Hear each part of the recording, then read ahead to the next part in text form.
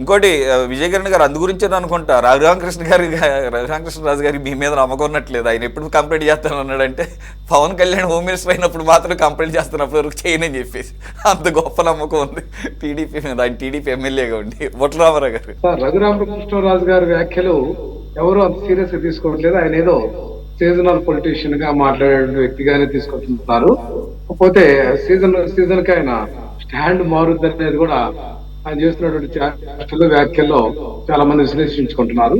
ఇక్కడ మనం చూస్తే ఎడా శ్రావణ్ గారి గురించి నా మిత్రుడు రవికిరణ్ గారు పదే పదే మాట్లాడుతున్నారు. అంతకుముందు జగన్మోహన్ రెడ్డి గారిని కూడా ఆయన ముఖ్యమంత్రిగా ఉన్నప్పుడు చాలా విమర్శించినటువంటి సందర్భం కూడా ఉంది. అప్పుడు తెలుగుదేశం పార్టీ కూడా అలా సపోర్ట్ చేసినటువంటి పరిస్థితులు ఉన్నాయి. ఇవన్నీ కూడా వేరే చేసుకోవాల్సిన ఆవశ్యకత ఉంది. తప్పులు లేకపోతే పొరపాట్లు ఇవన్నీ కూడా ఇరుపక్షాల వైపును కూడా అర్థం చేసుకోవాల్సినటువంటి విధానం మర్చిపోయి కేవలం వైఎస్ఆర్ కాంగ్రెస్ పార్టీ మీదనే గురిపెట్టి మాట్లాడే విధానం ఖచ్చితమైనటువంటి విధానం కాదు. ఇంకా రామబాబు గారు మాట్లాడే అంశము ఆ అంశం తప్పే ఉంది. యొక్క వ్యక్తికైనా కూడా ఇప్పుడు ఏ అడ్వకేట్ అయినా అడ్వకేట్ చేసిన వాళ్ళకి చేయించుకున్న వాళ్ళకి ఇద్దరికి కూడా ఉన్నటువంటి వ్యవస్థ ఇది మన ప్రజాస్వామ్య వ్యవస్థ. కాబట్టి ఆయన మీద నేరారోపణలన్నీ రుజువు అయ్యేదాకా లేకపోతే ఆయన మీద మోపినటువంటి కఠినమైనటువంటి యుఏపిఏ చట్టం ఇవన్నీ కూడా చాలా మంది అది వాస్తవం కాదా అనేటువంటి అంశంలో ఉన్నారు. ఎందుకంటే ఈ ప్రభుత్వం మోసపూరితమైనటువంటి కేసులు, అబద్ధపు కేసులు, బోటకపు కేసులు పెట్టి చాలా మందిని హింసిస్తున్నటువంటి సందర్భం ఉంది. కాబట్టి ఈ ప్రభుత్వం పెట్టేటువంటి కేసుల మీద ఎవరికి సరైనటువంటి దృక్పథం లేదు, సరైనటువంటి విధానం కూడా ఎవరికి ఆలోచన కూడా రావన్నటువంటి పరిస్థితి ఉంది. ఇలా ఈ ప్రభుత్వం నమోదు చేసినటువంటి కేసులు, వాస్తవ కేసులు ఎన్ని కూడా ఎన్ని అనేటువంటి ప్రశ్న కూడా ఉత్పన్నమైతే సమాధానం లేదు. మరి రావణ్ను కూడా సాయికృష్ణ మాదిరిగా ఇది చేయాలని చెప్పేసి ప్రభుత్వానికి ఉందా చెప్పమని చెప్పి ఈ సందర్భంగా అడుగుతున్నాం. ఖచ్చితంగా చట్ట పరిధిలో చేయాలి. కానీ మీరు ఎట్లా మీ చట్టాన్ని మీ చేతుల్లోకి ఎందుకు తీసుకోబోతున్నారు, ఎందుకు తీసుకున్నట్టు మాట్లాడుతున్నారు, ఎందుకు తీసుకుంటామని మాట్లాడుతున్నారో మీ యొక్క విఘ్నతగా వదిలేస్తున్నాం. అది కరెక్ట్ గా ఖచ్చితంగా ఒక ప్రజాస్వామ్య విధానంలో అది ఎక్కడా కూడా అమలు కాదు. మీ యొక్క కళలు తప్ప, మీ యొక్క ఊహలు తప్ప ఇది జరగనటువంటి పని అని చెప్పేసి సందర్భంగా తెలియజేస్తున్నామండి. సురేష్ సైదా గారు ప్లీజ్ కంక్లూడ్. సురేష్ గారు,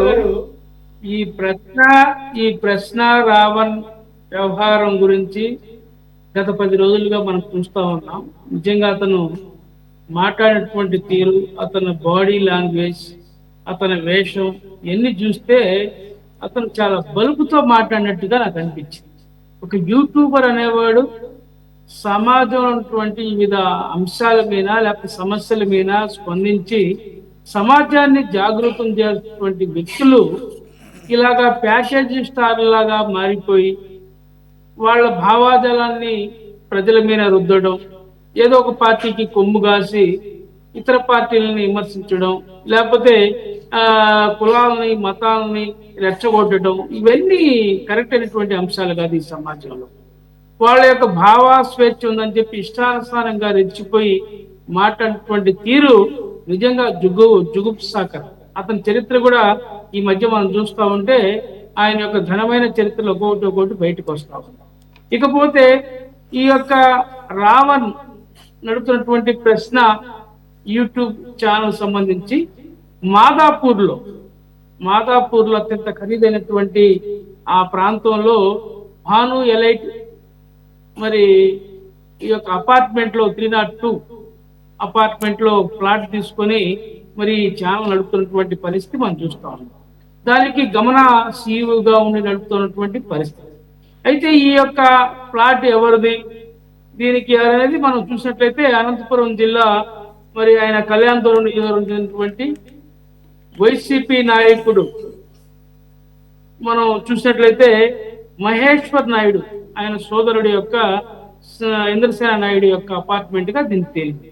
దీన్ని బట్టి మనకు అర్థమవుతా ఉంది ఏంటంటే వైసీపీ ఇలాంటి మూకల్ని పెంచి పోషిస్తా ఉంది, ఇలాంటి యూట్యూబర్స్. ఎందుకంటే ఇందాక జడాశ్రావణు వీళ్ళిద్దరూ ఒకే వేదిక మీద ఏం మాట్లాడారో మనం చూసాం.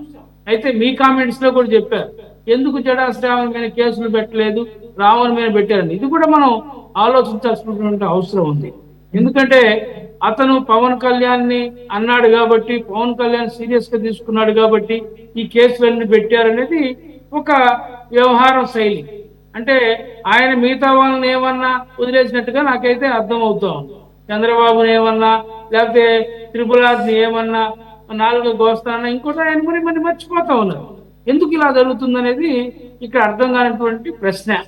ఇక్కడ మరి దీన్ని బట్టి ఏంటంటే వైకాప అలాగే రావణ్కు ఉన్నటువంటి ఫెవికాల్ బంధం ఏందో దీంతో బట్టబయలైపోతాం.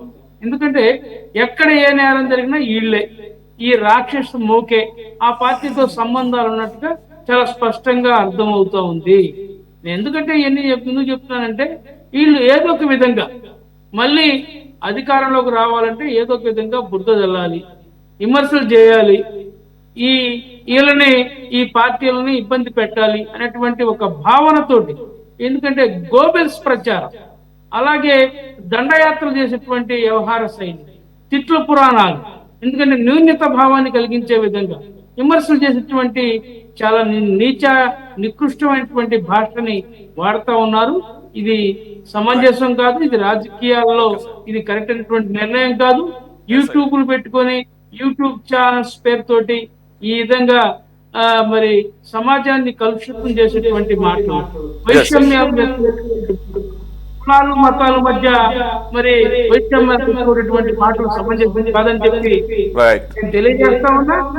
ఇప్పటికైనా అసలు దీన్ని లోతుగా పరిశీలించాల్సిన అవసరం ఉంది. ఈ 302 plot Bhanu elite Madhapur Bhanu elite 302 plot ఎవరిది ఏందనేది స్పష్టంగా తెలుచాలా. అవసరమైతే ఈ ఇంద్రసేన నాయుడు యొక్క పాత్ర ఏంది, ఈ ఇంద్రసేన నాయుడు వెనక ఎవరున్నారు, ఇవన్నీ కూడా బయటికి తెలియాల్సిన అవసరం ఉంది. ఇలాంటి వాళ్ళని ఈ సమాజంలో ఆంబోతుల్లాగా ముద్రేసి వదిలేయటం సమంజసం కాదు. వీళ్ళ మీద కఠినమైన చర్యలు తీసుకోవాలని చెప్పి కూడా మేము కాంగ్రెస్ పార్టీ తరఫున కోరుతా ఉన్నాం. On your note, let's wind up this debate. Thank you for joining ముసైదా గారు, రామారావు గారు, విజయకిరణ్ గారు అండ్ కోటేశ్వర గారు. ఇది వాటి టాప్ డిబేట్. మరో అంశంతో మళ్ళీ కలుద్దాం. Stay tune to City 24/7.